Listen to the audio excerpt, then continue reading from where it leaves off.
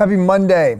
We are going to take a break this week from Colossians. We would be moving into Colossians chapter 2, but I ended up with a handful of topics that I was a little bit agitated about and decided I would look for an opportunity to share some things that are sort of seem to be timely. So we're in, for starters, today we are in Matthew chapter 9. Beginning with verse 10, and as Jesus reclined at the table in the house, behold, many tax collectors and sinners came and were reclining with Jesus and his disciples. And when the Pharisees saw this, they said to his disciples, "Why does your teacher eat with tax collectors and sinners?" But when he heard it, he said, "Those who are well have no need of a physician, but those who are sick, go and learn what this means. I desire mercy and not sacrifice." And he goes on. So I want to say a few things about cancel culture, which is all the rage right now. Well, right now, for the last year or two, tensions have been high, tolerance has been low, and I'm using tolerance in the classic sense. I just tried to define it a little bit in the Friday update. So to tolerate means to disagree, but to sort of agree to go along and get along. That's the older version. You had to disagree with somebody in order to tolerate them. So there's not a lot of tolerance going on out there. Lots of people are getting canceled. I've referenced, 1984, which, by the way, shows this problem has been around. It was written in 1949. I have recommended a few times Brant Hansen's book Unoffendable, which is very light reading, but I thought very good. So I just think there's a growing illiberalism, and I just want to point out what I think ought to be some obvious things as it relates to cancel culture. I expect, by the way, at some point to be canceled. I hope to just be able to ignore it.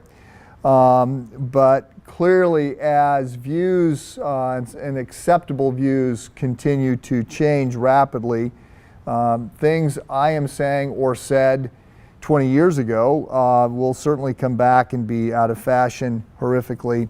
I hope to just be able to ignore it, but that's not my issue. My issue here is to talk about how, as Christians, we should think about canceling other people. I get that, we want to, when we're hurt by people, there is a desire to see them be hurt back. That is absolutely, completely normal and understandable. But I also want to point out that we are all guilty of hurting other people. We all deserve, in one sense, to be canceled. We are sinners. We hurt people we love. We hurt other people as well. But if we're going to cancel, if everybody that hurts somebody is going to be canceled, then we're all canceled. As they say, if you live in an eye for an eye culture, everybody ends up blind. I want to point out from this Matthew passage, Jesus called canceled people his friends. So he's not hanging out with the religious establishment. He's not hanging out with the right people. He's hanging out with the people that have been pushed to the margins of society, the sinners, the tax collectors, the prostitutes, the lepers, this collection of somehow undesirable people. Jesus refused to dismiss those who others were dismissing. In fact, his closest friends are of such ill repute that the religious leaders decided Jesus must be an imposter because he wasn't hanging out with the right kinds of people. So the canceling that Jesus is excited about is the canceling of our sin. That is the canceling we need to be about, and it's the canceling of the sin of those who sin against us. We are called to forgive others. This is phenomenally hard, and there are situations in which forgiving is complicated, and there still needs to be some guidelines around that. Can't unpack all of that right now, but I just want to note that cancel culture is not Christian culture. And so as it's going on, let's remember that we can be those that can stop that.